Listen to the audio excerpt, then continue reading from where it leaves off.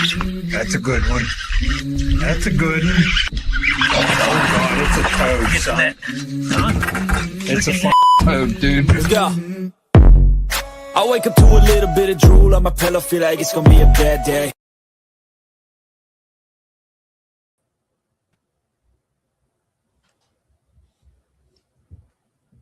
Hello. Did you hear the end? I didn't hear the intro music. Yeah, I heard it. Oh, you did? Yeah. What's going on here? I don't know. Can you hear me? Someone, yeah, I've heard. I can hear you perfectly. Somebody's hacked into our system. It seems like. I don't know. Oh, something ain't right. Camera's all pixelated. I couldn't hear the intro music, but whatever. We're here, and we're live. We are. We are here for Fishing Friday live. Before everyone starts jumping on here and joining us, let's shout out all those sponsors. Are they rolling across the bottom tonight? No, they're not. There they are. There they are. In order. Not in order. OneCast Fishing. They're in A order. They're in A order, probably in alphabetical, knowing Pete. To the T. But anyways, head on over to OneCastFishing.com. Use the code OneCast, all one word at checkout. Get your hands on all the things that Ben has to offer over there, to include this little 3.5-inch stinger. I'll talk about that a little bit later. While you're online, head on over to see our partners at CarolinaWatersNC.com. Use that code OneCast, all one word, at checkout to get all that UPF gear. And then use that link provided. It takes you straight to the Hobie website. You're going to get your hands on those floating frames that we always love to talk about. Saved our butts many times. You're going to save about 15% on your order using that link. There's no code. Just use the link. Get your hands on those Sightmaster Plus lenses. Going to come in clutch when those fish get on bed. Finally, second to finally, download that Deep Dive app from your Play or App Store before your next fishing trip and pay that annual subscription fee, which is super cheap. A lot less than you pay for 10 packs of soft plastics. I can promise you that, unless you order them from OneCast Fishing.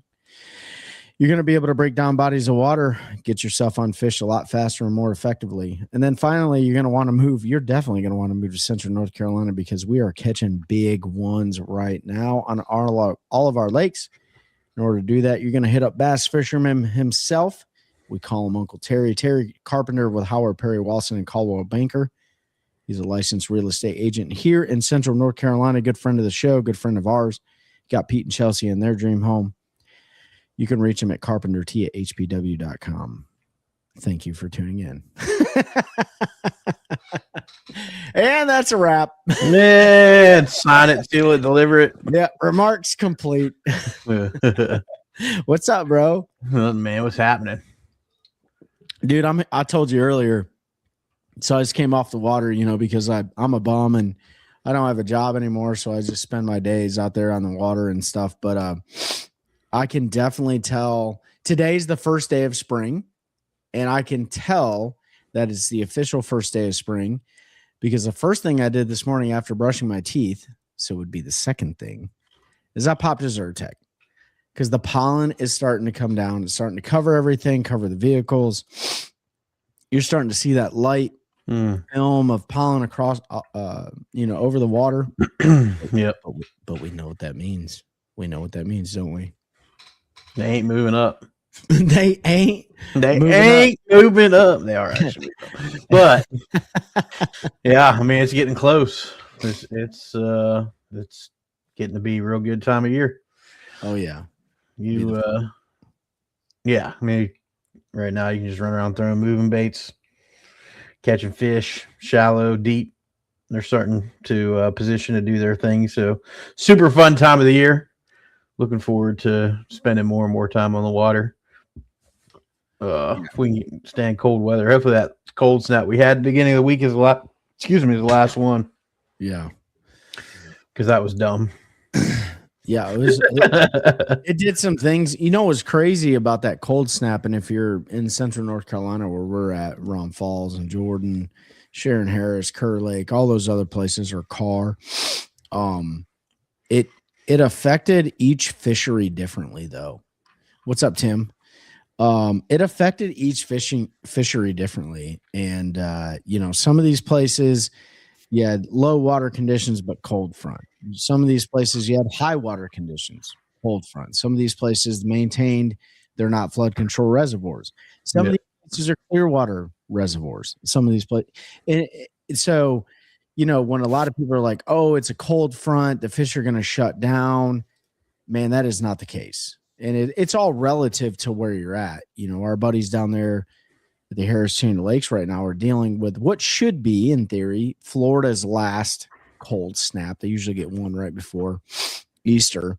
They're dealing with that. Florida fish definitely don't like the cold, but as we can see, people still are able to catch them. And that's no different here in the central North Carolina area, man. We go out and some days it just absolutely stinks, and some days you absolutely catch some of the biggest bass of the season during this time of year in a cold front. It's crazy, Yeah, I mean, it wasn't quite cold enough to really impact water temperatures a whole lot. Those fish were starting to get in position and get ready to do their thing. So the one thing is, it was, I think, other than Monday, it wasn't super cold like through the day. It still warmed up into the mid 60s. Today was mid 70s. I think we're supposed to hit 80 tomorrow, almost 90 on Sunday.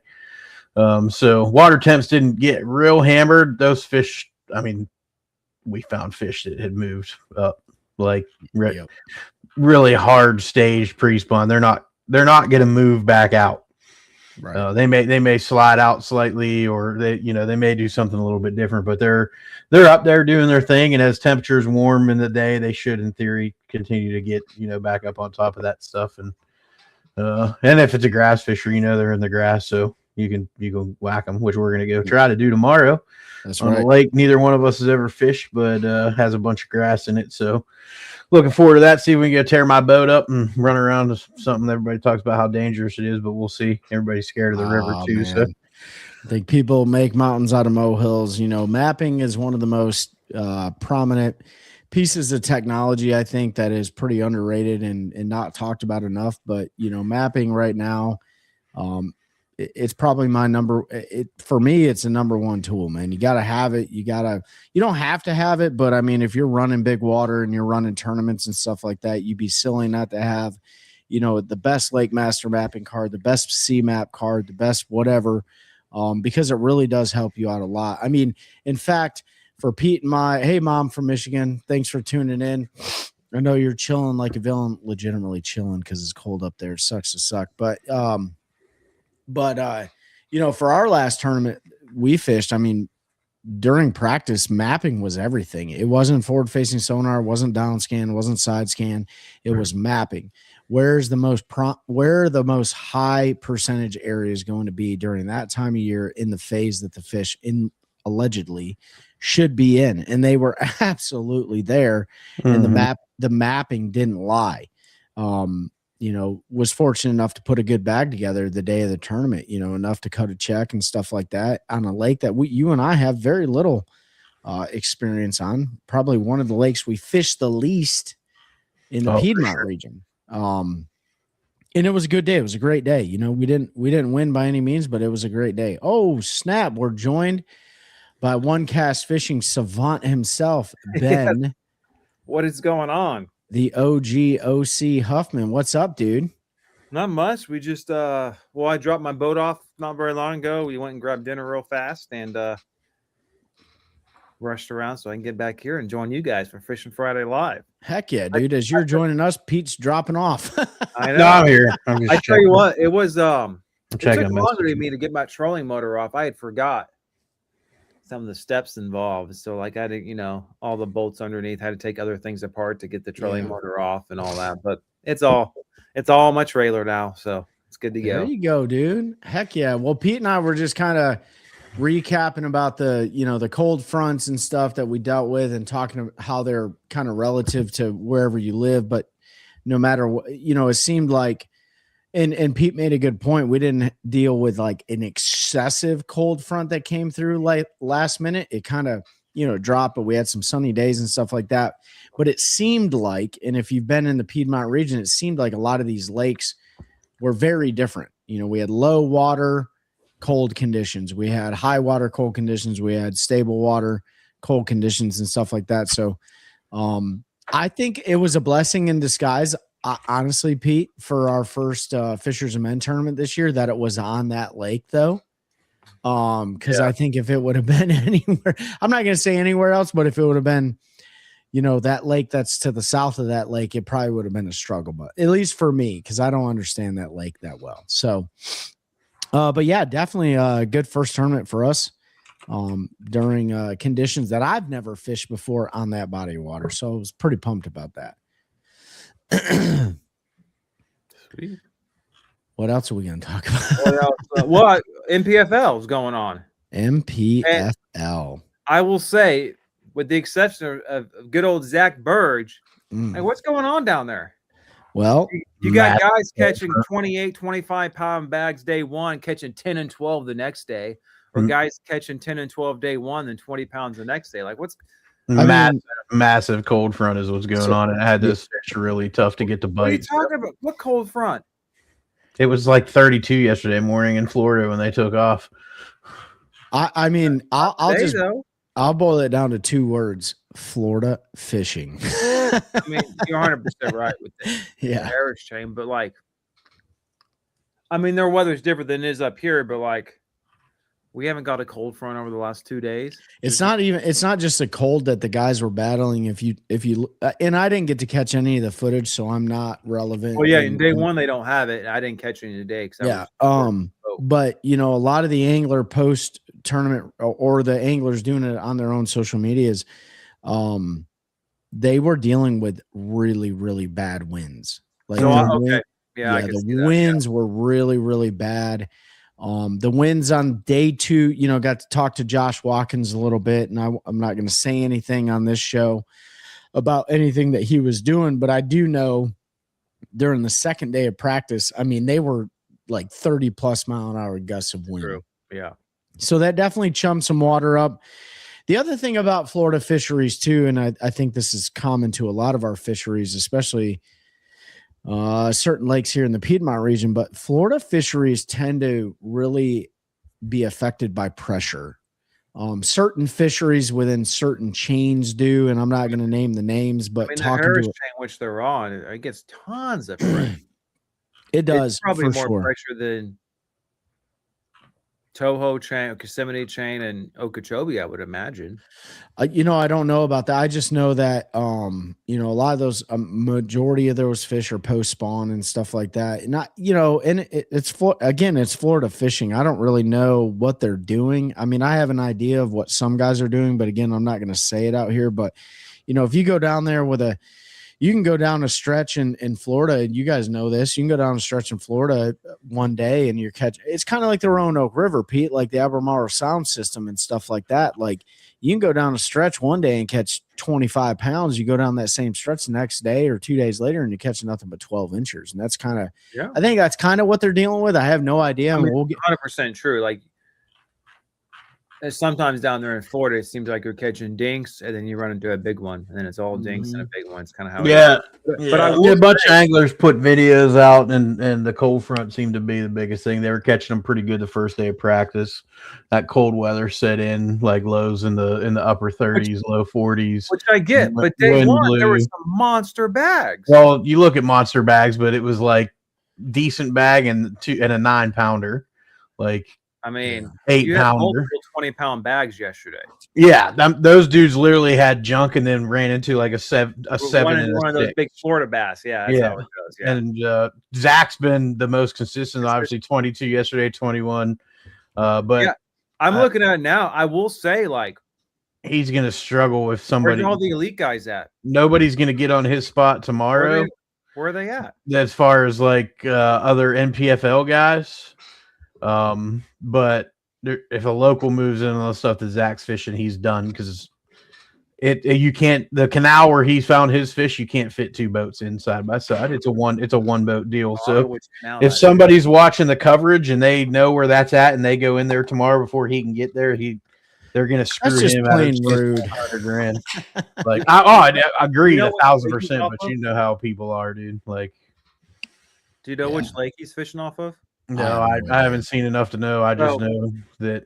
Yeah, I'll be interested to see which canal he's found him in. But I tell you what, looking like the top 15, 20, like It's not a bunch of elite dudes this time. It's true. It's not. It's definitely not. You got Zach one, BPT, but Jordan Osborne, Nick Brown, Todd Otten, Chad Grisby, Dakota, Derek, what is it, Latonen? Lettinen, and then Brandon Cobb 7th, and then Glasgow, Hanselman, and then Tharp is 10. So like, they're not dominating this event. No, not yet. They're not. Not yet. They're not. They are left. Tomorrow can change everything though. And like you say that, but you got Burge, MLF, Todd Otten had a long career in the Elite Series. Chad Grigsby was a hammer all the way up through the FLW tour. Derek Lettinen was a hammer in the FLW. Brandon Cobb's a current elite angler. So it's still Randall Tharp. I mean, it's still the cream is rising.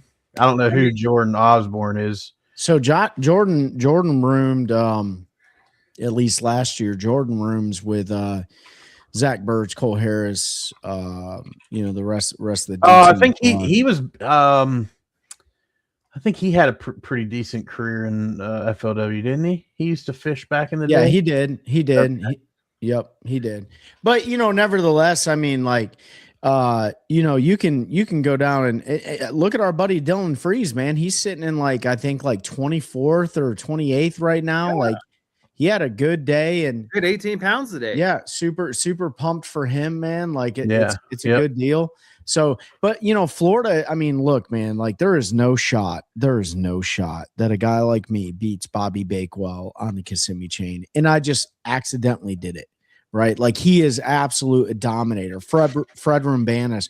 When you look at Florida, like Florida is like, I think that's why you hear a lot of the, national level touring pros talk about Florida so much, because it's like they either love it or they absolutely despise it, right? Like it's like the great equalizer for them. And that's why so many of those guys love to go down there for their first tournament of the year, because they either know it's going to be a bomb tournament or it's going to be it's going to be a mediocre tournament, and then they can figure out what their points need to look like for the rest of the year. Luckily for the MPFL guys, there's no points involved.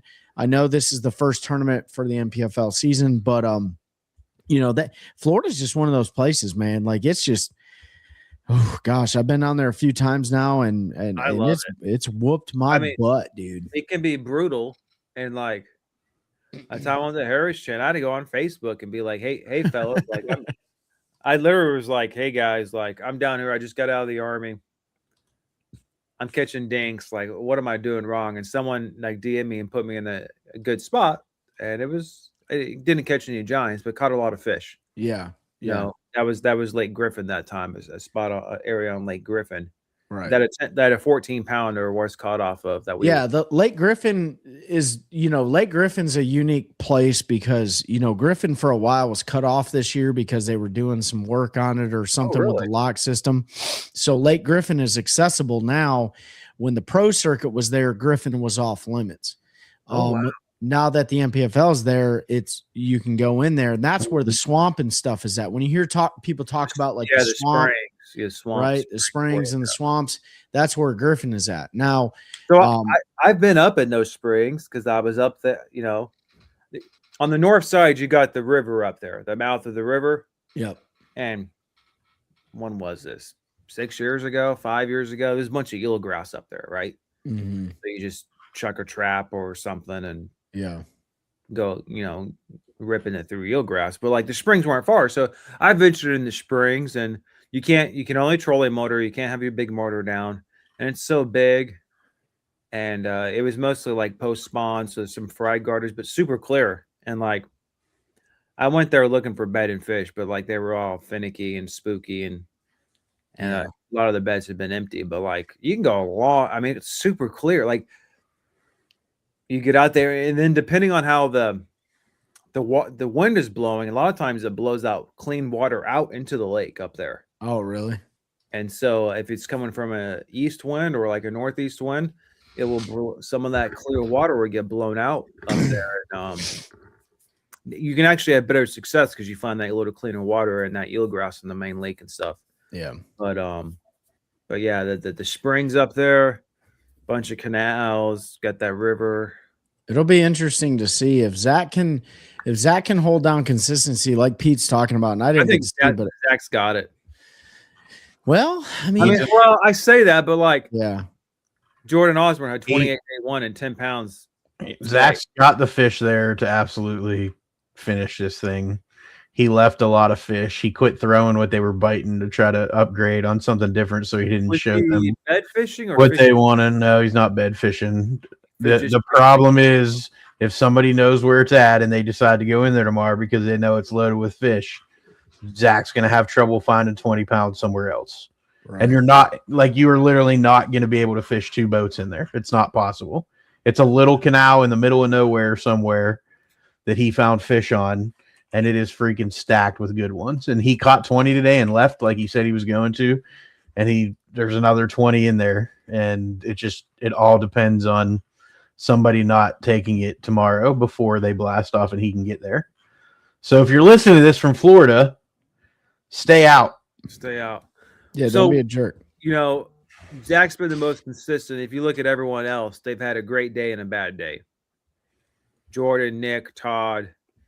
Now, Chad, Grisby, consistent. Derek, consistent. 16, 17 pounds both days. Even 8th, Kyle Glasnow, 15, 16. Like, those guys are on something that's consistent. So, I guess, if let's just say Chad goes out there and gets 17 again. What's he? He's 12. Well, but he's 11 back. So, yeah, if Zach can get in there and he catches another 20, it's pretty much over. Unless one of those guys that's lurking down there drops a 30-pound, 35-pound mega bag, which is Florida. It absolutely can happen. Yeah. These dudes catching 17 a day. 15. Chad Grisby go out tomorrow and drop 37 because he finds 2 8-pound. It's Florida, so anything's possible. It's true. If he can go out and drop another 20, he's got a pretty good shot. The one thing I'll say about, I want to answer this question here in a second because Tim posted it. He asked Pete in that picture, what did that bass weigh in your right hand weigh? But what did that bass in your right hand weigh? Which picture?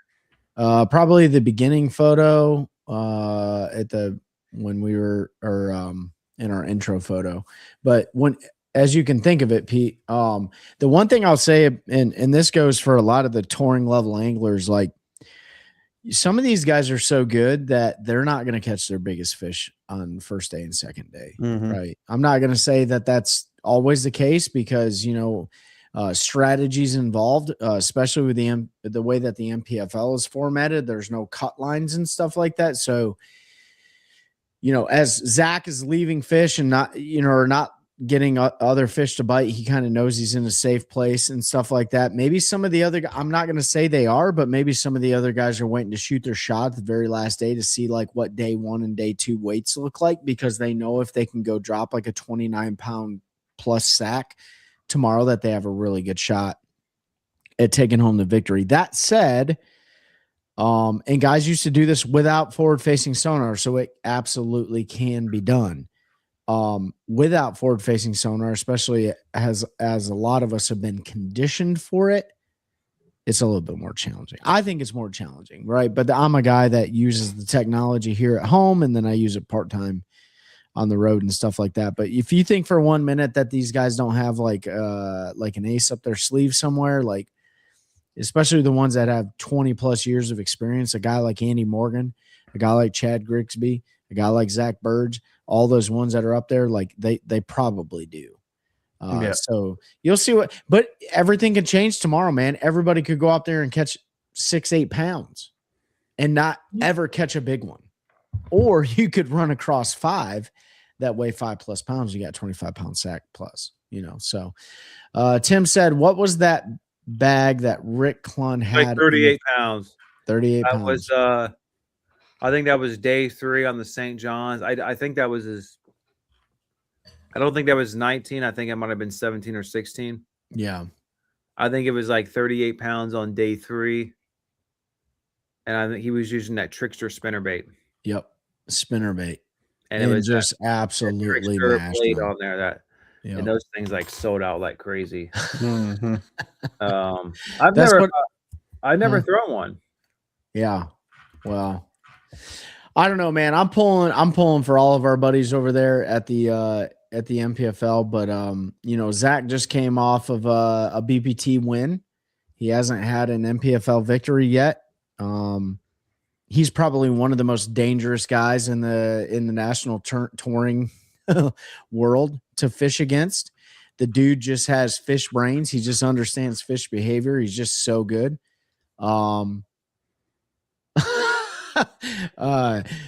yeah, I just looked at Nick's comment. But Zach absolutely has a shot at this thing, and I know all of us are pulling for him too. So, yep, he's in the driver's seat. I said if he gets for sure, he's gonna be hard to beat if he can get into his little area he got and fish it like he did today without somebody trying to come in there and mess it up. So, yep, 100%. Looking forward to seeing tomorrow night what happens, because I will not be watching any of the live coverage because I'm going fishing. So that's right, going fishing. Also, are you guys done with MPFL? Yeah, I got something though. What do you got? I was gonna talk about the pro circuit very quickly and then move on. Okay. You want me to talk about it? What pro circuit? The MLF pro circuit going on right now at Wheeler in Alabama. People still watch MLF? All right, good. Dude, the pro circuit's pretty good. You gotta give the pro circuit some credit. Plus, Zach fishes a BPT. I'm just busting chops. Right, go ahead. All right. So I just want to call out MLF Major League Fishing Pro Circuits on Wheeler. Tomorrow is the last day of the Derby. The cut line is at 29 pounds, 10 ounces.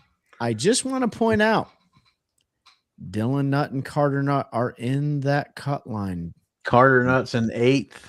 Yes, sir. And Dylan Nutt's in 25th. Will Harkins is in there. The Nutt brothers are in there. Drew Gill's in there. Bobby Bakewell's in there. Jesse Millsaps, who used to fish the MPFL, is in there. So Carter's 8th. Mm-hmm. Yep. Yeah, that's what I just said. Carter's 8th. Dylan's in 25th. They're dropping consistent high teener bags. Dude won the Bassmaster Classic and then started fishing again this week. Well, he said he did Zona's podcast on Sunday. So when did he win the Classic? Sunday? Yeah. So he did it Monday morning and left. He did it basically driving too, so he could pre-fish for this tournament. Yep.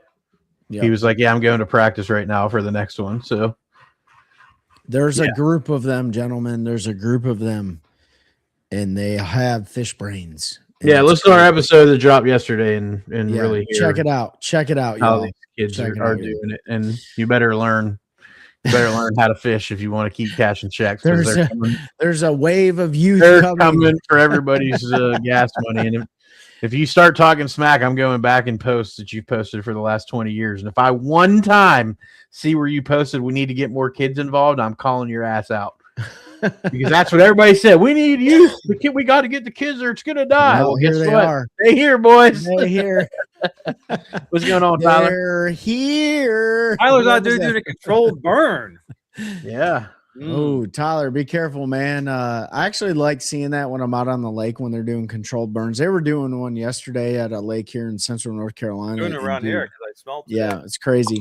Don't be like the time I went out on my lake and Trey used to give me so much crap for being secretive about what lakes I'm fishing. Now he's like, yeah, it was a lake in central North Carolina. Well, here's the problem. Here's the place we fished our last tournament. All quiet. Here's the problem. Here's the problem. Look, it's gotten bad. It's gotten really, really. And by the way, I haven't won a tournament since 2021. So everybody can pipe down. Okay. Time out. Yeah. We used to give Trey so much. No, Trey used to give people crap. Me.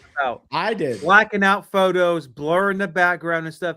He sent a picture to us this morning of him catching some big ones to the group chat, and he blurred it out.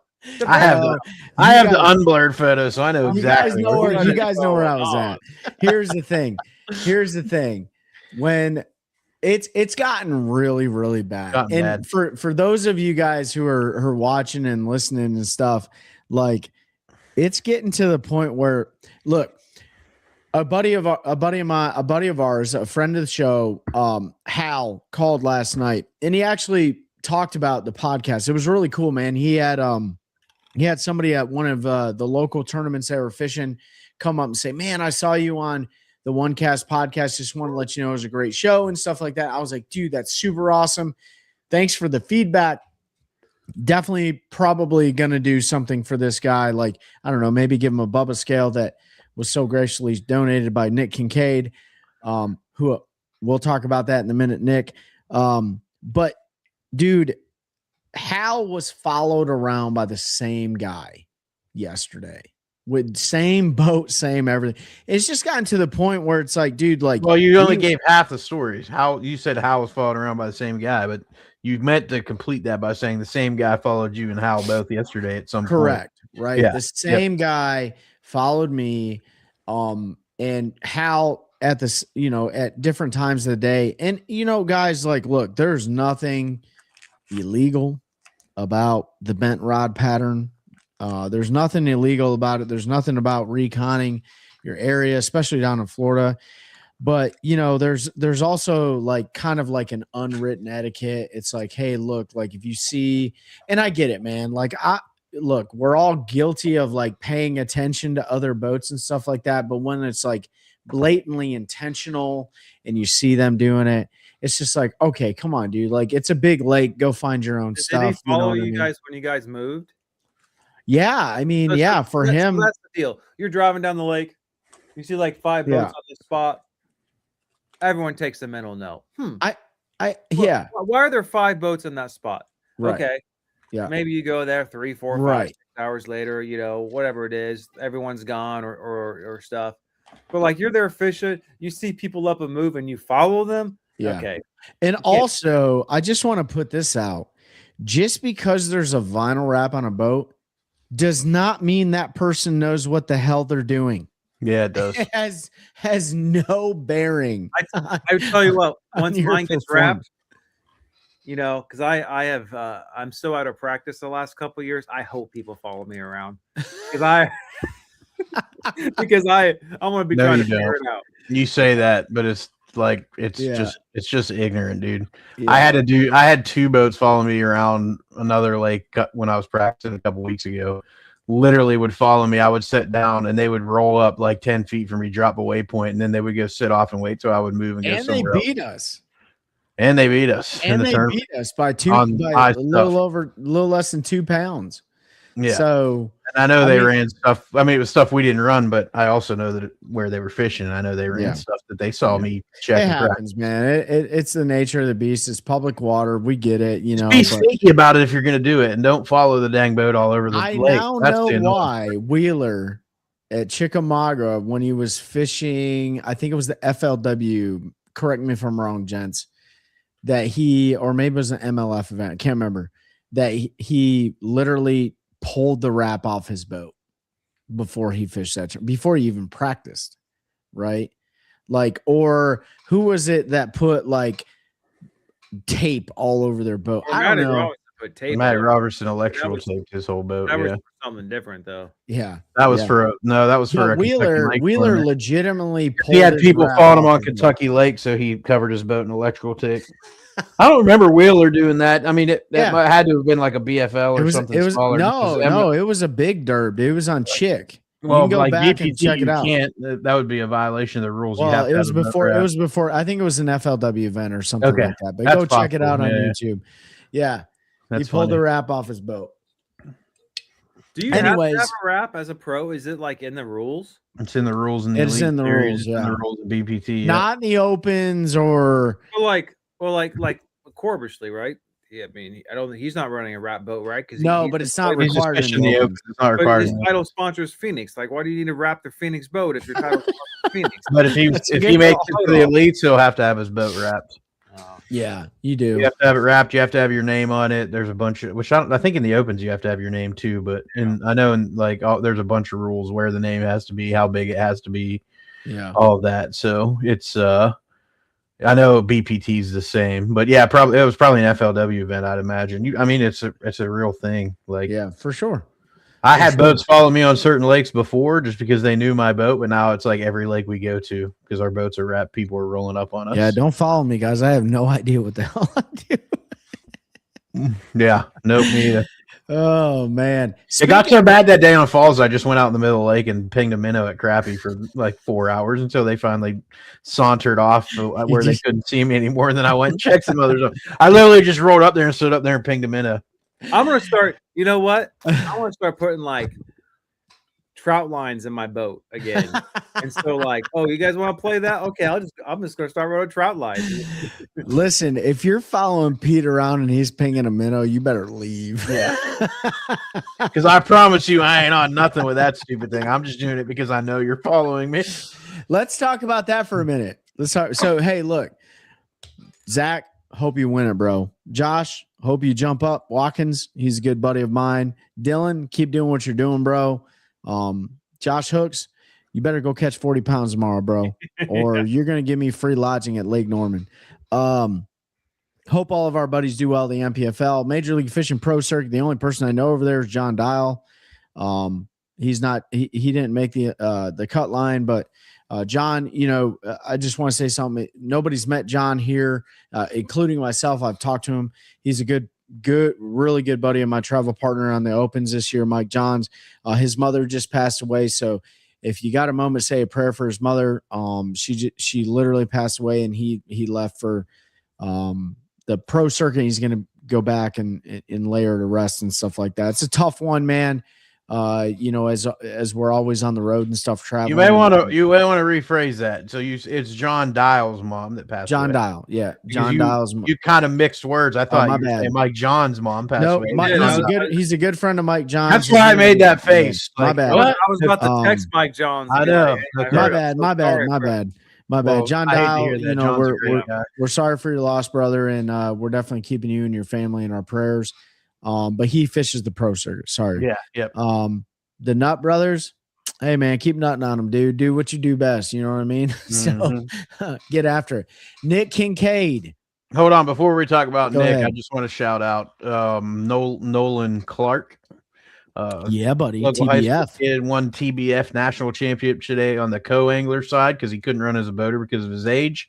But so national champion in the TBF awesome. and I think it's like the Win Your Dream or whatever. So I don't know what that prize package entails, but that kid's a stick, man. And he can catch them. He can catch them. You're in trouble. If that kid decides to keep on it, look out. Because dude, I'm telling you, him in the dirt, compete catch him against with that stupid minnow pinger. He can do it all, but he's not just a minnow pinger. He won. No, he's not. He beat some local kids that are really good with that box last year, throwing a buzz bait, and then he's beat them looking at him too. So that the kid is a straight stick. That his dad is too. So congrats, Nolan Clark, man. Heck of a job down there. It's super awesome. Go down there and win the national championship. So, all right, Nick Kincaid. Can't catch fish. Can't catch a break. Catch a break. So check it. If you guys haven't got onto the OneCast fishing website, you need to go get this stinger. I was talking about it. Right. I can't zoom in any further. If I do, it'll be absolutely pixelated. Pixelated? Is pixelated a word? Yeah, it's a word. All right. Well, cool. Pixelated. So I let this juice out at the Classic. Talking about the Alewife, right? Right. The 3.5 Alewife. Right. So Ben's holding it up. Here's what I want you guys to know. I made this video at the Classic with Pete Dubs. Nick, it was a rough day. I'm going to talk about that here in a minute. But it started off really awesome. And this is why we talk about building a culture of anglers helping anglers one cast at a time, right? Nick has forward-facing sonar, my old forward-facing sonar unit on his boat, and wanted to go out there, help him out, get him dialed in, get everything squared away for him and stuff like that. I'll talk about it here in a minute. But one of the things that I started off with was the whole day was a scope day. There was no going shallow. I mean, I went shallow, but the whole day was intended on going out there and literally scoping the fish. Took a 3.5-inch Alewife OneCast fishing stinger, and then took a 3/16-ounce SS minnow head. The one thing about the minnow head that I want to talk about is, I don't know if you can hear it, but there's a little rattle in it. When those fish are in dirty water, stained water, it's harder to ping them. You can kind of listen to Fisher Anaya talk about it when he's talking about throwing minnows and stuff like that. I can't remember whose podcast he was on recently, but he was talking about it. And, he really likes slack water, clearer water conditions. This SS minnow head paired with this stinger, which is a boot tail or a paddle tail swim bait, can be a very deadly combination. I talked about it at the Classic.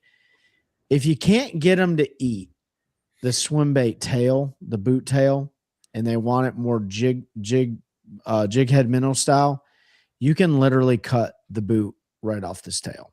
And I'll you don't need to see it on camera, but literally at the very last piece, you just snip it right off. Right. And then, it looks like a little minnow. Right. And then what I do is I'll take it and I'll cut a horizontal strip about, I don't know, like 1/8 of an inch up. And then sometimes I'll cut it again and I'll make it like a quad deal if I can get it straight on here, which is not easy to do right now because I've had a few drinks. But I'll make it like I'll make it a quad deal, right? To where when you route this on that SS minnow head and you thread it all the way up there, it gives it a really cool like rolling action as you're kind of daubing it using forward facing sonar. What was that? I just heard a cat fight or something. A cat fight, yeah. Yeah. So this thing, and I'll go up to the camera here in a minute and show everybody, but it was awesome, dude. The first fish this morning. Yeah, Tom Reddington. You're right, Tyler. Tom Reddington had a really cool podcast with Fisher and I, and he was talking about throwing jig head minnows. But I guess the point of the story is, outside of catching a crap ton of fish on this thing, and this is no different than any other jig head that you see, except for the fact that you can modify this stinger and put it on a rattling jig head.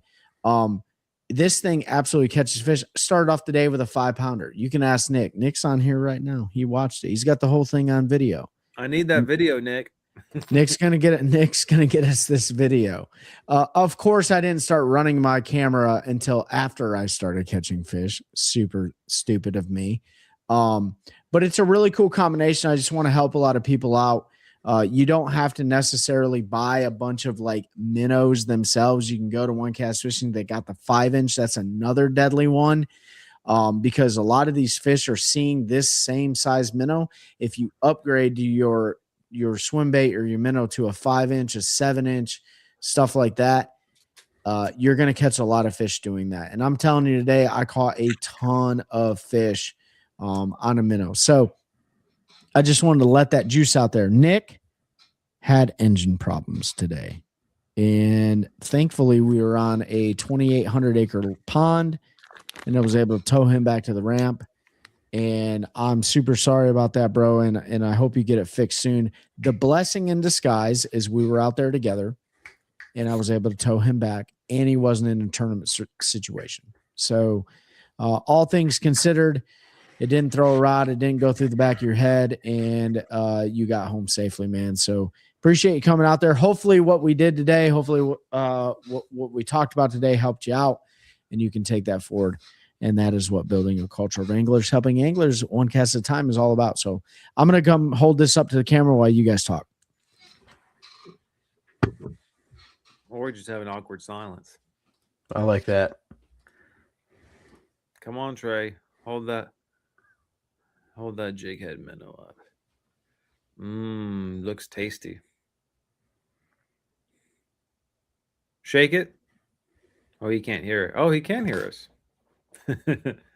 You can't. We can't hear the shake because you're not next to the mic. But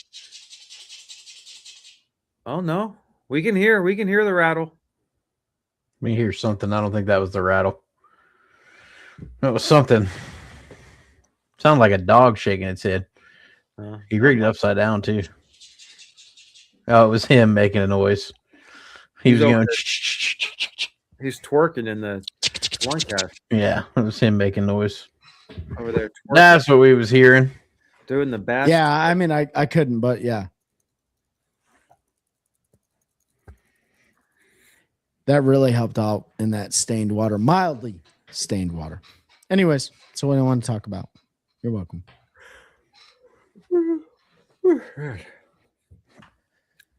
Still had a fun day for sure, Nick. What else is going on? Oh man, I'm tired. I know. Not a Me whole too. lot. I'm super tired. I did go out down to my dock today, and I was like, "Huh, it's been warm. Let me go down there and look." There's about 3 buck cruisers all around. Are there? They're getting ready to get on bed, huh? I mean, it looks like there have been some beds trying to be made. So I don't know if they tried to make some before that cold front came through or what, but yeah, they're starting to move up. Unfortunately, I think my boat's not gonna be ready for the spawn, but oh well, they'll be ready for that offshore bite this summer. Speaking of boat being ready, our good buddy Mike Johns, and I feel terrible for him. You still not get his back yet? He drove all the way down today, and went to the boat Brat place, wherever it was, like almost 3 hours away from where he's staying in Florida, and they only had the vinyl for a 20-foot boat, and they ordered the wrong vinyl kit yet again. And so it really sucks. I hate that for him, man. He was super pumped. He wanted to get down there and get his boat. He's got a high school visit tomorrow. And then we get ready to pack up and leave for you. They better be discounting the crap out of it. That's what I said. That's what I said. I mean, at this point, I understand maybe one mistake, but it's crazy, dude. 100%, dude. 100%. So, yeah, hopefully he gets his rig back and stuff like that. He's got a really cool wrap. If you guys haven't checked out FX3 Inc., nonprofit organization, Mike Johns, a veteran, and you know he's doing good work and trying to combat veteran suicide. And he understands how much fishing can help with that. We all understand that ourselves. So yeah, man, I feel bad for him. Hey, if you guys are in the Greenwood, South Carolina area next weekend, March 28th, and you're not doing anything and you have a boat, head on over to warriorfishing.org and sign up as a boater to take a veteran fishing in a multi-species free fun tournament. Fishbones Tackle is going to be hosting us. Tim and Nikki, they're great people. We're looking forward to seeing everybody. If you're in the central North Carolina area and you're around April 19th, we are going to have our Spring Warrior Clash on Jordan Lake. That's going to be a slam fest of bed fishing and stuff like that. That also is a free tournament. If you're a boater and you want to take a veteran fishing, sign up for that. And then also Special Operations Bass Anglers in May is having an event on Jordan Lake as well. I won't be able to make it to that one. Pete, Ben, are you guys going to the SOBA tournament on Jordan Lake? So ultimately depends on, I'm going to try to, because I don't, at this point, I'm having my doubts whether or not I'll be at the take a warrior fishing one because of the boat. Yeah. But unless someone wants to take me as a warrior, but that's only if someone doesn't show up or something. Well, sign up, dude. No. It'd be like, I don't want to, I'm not taking anyone else's spot. But jump out there on Ken's pontoon boat and go dive a Nighthawk around for some bed fish. I mean, last year, Nick and I went because my guy didn't show up and his guy had an actual legit emergency. Yeah. But my guy just, missed movement. But anyways, but so I'm going to definitely try to be out. When's the May one? I can't remember. It's not Memorial Day weekend, I don't think so. I'm not sure. I'd like to go out there and that'd be fun to go do. Yeah, absolutely. Well, one more event that I want to talk about real quick. I'm super pumped about this. Ben, OneCast Fishing, is sponsoring a event for the National Professional Fishing League's 2026 Military Classic in September on Douglas Lake. Did you ever notice that, like, the more drinks Trey has when we go live, he gets like super radio host the way he talks? Yes, I. All right, I've only had 2 drinks. I'm super tired right now. Maybe that's what it is. Well, I've only had 2 of these, and they're like, I don't know, 4% alcohol. But yeah, 2026 Military Classic on Douglas Lake, east of Knoxville, Tennessee. We're going to go out there and fish that. That's going to be a super fun time unless I stupidly qualify for the EQs. So I guess I just don't need to qualify for the EQs. We'll go fish that on Douglas Lake. If you qualify for the EQs, I'm sure I can find somebody to I'm sure Paul and Brad would let someone sub in for you. Oh yeah, absolutely. So man. I ain't too worried about it. Still, I don't know. Did you get the emails for it? I did. I did. Yeah. Yeah. I got my profile or whatever. I had to claim my profile. Yeah. So I'm looking forward to that one. Man, we got a lot of tournaments coming up this year. I mean, Pete and I got a tournament. April is slammed. Dude. Every weekend in April. April is absolutely slammed. Yep. I like that idea. We'll have to do something, especially if I'll be stranded here for a bit. You should totally sign up for Take a Warrior Fishing, even as a warrior. What Tyler say? He said, I'll be able to get out in a couple weeks if Ben wants to take the reins of my boat. He's more than welcome. I could use some lessons for bass. Hey, Ben, there you go. There's an invitation right there, dude. Do it. And then Nick said, just win the next tournament to make the classic and you're all set. Yeah. Oh, yeah, totally. Totally going to win the next tournament. No doubt about it. You got some special spots down there. I do have one special spot. Go win the class. Go win and be in the classic. Yeah, I know. We'll all be there. All right, fine. I'll stop jacking around. I'm just gonna go down there and figure it out. Especially it's gonna be on Hartwell. I mean, you can go. The problem is if I can't ping a minnow, I can't catch them. Right, Pete? No, you can't. Yeah. He's not on a minnow bite. Like he's screwed. So I'm done. Like DUN. praying for you in the minnow bite, so that you can have some success in the derby. When I was taking everything out of my boat today, I had baits in there I didn't even know I had. I mean, I'm talking some like obscure stuff that was like really that I had taken off and probably just like thrown down in there. They were in the bottom, like stuck to stuff. It's just like, oh my Lord. Did you have any Z-Man stuff in there? I do have Z-Man stuff, but they're all in the bait bags. I didn't open any. I took all of them out, let them dry out a little bit, and then just toss them in the trailer. So I'll go through them. Pete and I love us some Z-Man, but if you let that stuff sit in the sun, I found the Z2s will too, because I found one melted into my carpet between my feet today. I actually stopped keeping I would keep my supplies and stuff I would use routinely, like the baby goats and different things. Yeah. But I quit buying a bunch of them. I learned my lesson several years ago not to buy like bulk because you don't go through them fast enough because they stay pretty sturdy on there. And then your TRDs and stuff, you go get them out and they're all crooked and stuff. It's like, whoa, what is this? You can still catch fish on them, trust me. But it's just like, well, I guess you don't need to buy 100 packs at a time. I know, but it's so nice when you do. It makes you feel good about yourself, and then you never use them. I always buy 100 packs of everything at a time. I know you do. But I will give you this, though, Pete. Like, there are certain things that you will use, and you'll burn through them.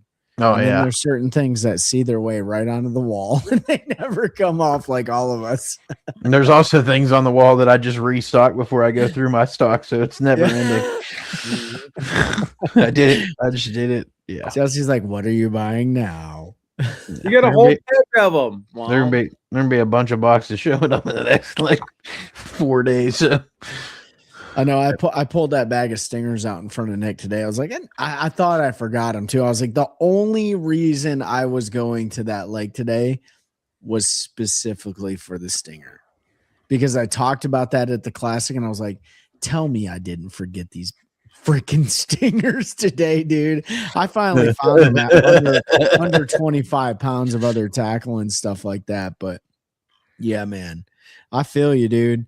I feel you. Seth Ellis, you're selling a lot of tackle. If you guys don't know about Whatnot, get on Whatnot. And we're going to have to talk to those guys about sponsoring the show too. But man, there's a lot of cool stuff being let go on what is that another app? Let Go. Anyways, I think so. Check out all the fish and tackle that's being promoted on Whatnot. He's running a bunch of shows. He's got a bunch of cool stuff. He came and got a bunch of stuff from me. I think he's going to hit up Pete too. But that's a pretty cool little website. Yeah, I told him I had all those shad wraps, and I picked the box up today. Yeah, not as many as I thought, because under those shad wraps are a bunch of old OneCast fishing crap. Well, if you got a bunch of those, never mind. We'll talk about that later. I got the box here. You know, the top of it's a bunch of these shad wraps and Rapala stuff, crankbaits. But start your there's bidding way right more now, of these boys. old school bags of OneCast fishing stuff in here. That there you go. Start your bidding right now, Nick Kincaid. Start your bidding. Oh, I'm keeping this one. Yeah, that's a good one right there. What was it? Man, that's a Mega Bass walking bait. I love those. Oh, It's Yes, sexy. sir. What color is this? I've never even looked at this. What? They're not even a fishing section of this Whatnot. So what is it under? Like, I don't know, but I know when he runs shows, it's like a live show, and then you can literally bid on anything. oh, there it is. Everything that he got from me the other day is gone. He sold There's it all. dog here, all in here. Oh my god!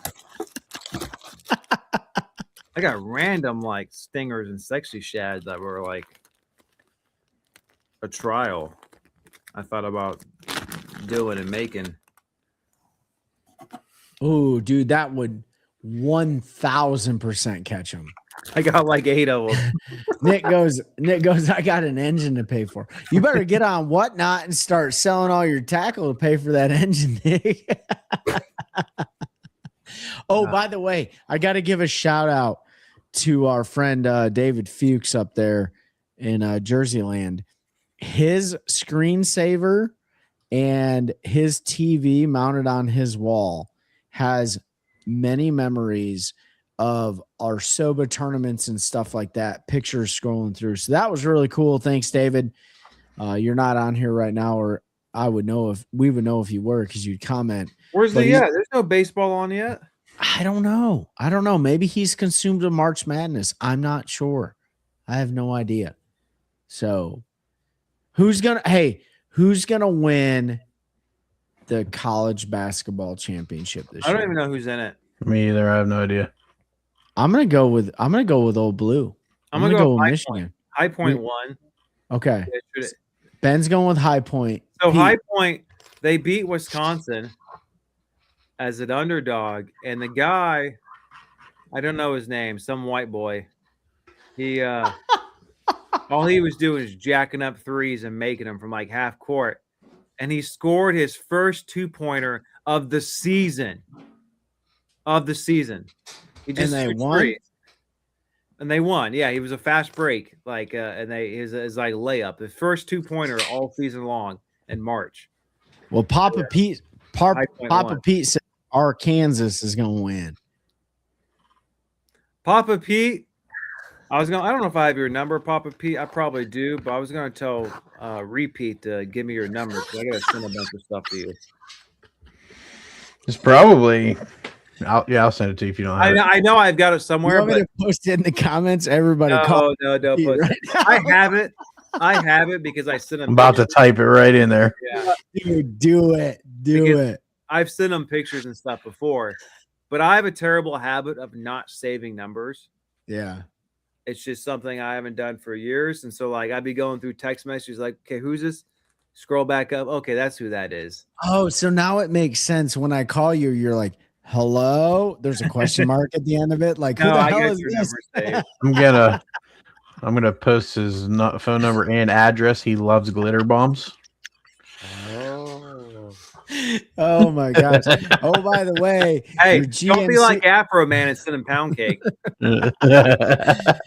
Next thing you know, his truck's gonna be for sale on like Craigslist or something. Yeah, right. Oh man. Fishing season's upon us, gentlemen. It's been fun so far. Big fish for the year for me is 8 pounds, 7 ounces. Beat that. We're going to have to beat that with a 10. We need a 10 this year. Between the three of us, one of us has to get a 10-pounder That's I want the you to goal. go do it down on Eufaula in the tournament. Man, you know what? I don't know if there's any 10-pounders swimming around down there, but if there is Probably one, I'm going to find it. I'm going to try to find it. One or Tim two, said, probably. Pete, now that you've been in your house for several months, how's that tackle wall coming? Oh, she good. Yeah. Tim, why don't you take a trip to Pete's house? In fact, I'm going to post his address in the comment section. Oh, I got that thing memorized. Yeah, might need to have a WhatsApp sale. Bro, or whatnot, whatever it is. Yeah, you have the most bizarre address too ever. It's not three. It's not 3 numbers. It's 2. I'm like, what's going on here? No, it's a street Thanks, name. man. In every single street in that neighborhood. When Liz and I were driving up there for your birthday party, Thanks, dude. and she was like, "I could not live here. I could not live here. I cannot stand these street names. They're all military names. It's like I love it. Say any of them, but they're all like weapon systems or like vehicles. Yeah, The whole neighborhood is. Yep. I like whole it. neighborhood. I like it because every name makes me think of how the enemy felt. It was like, oh shit, America's back. Oh, Medica's back.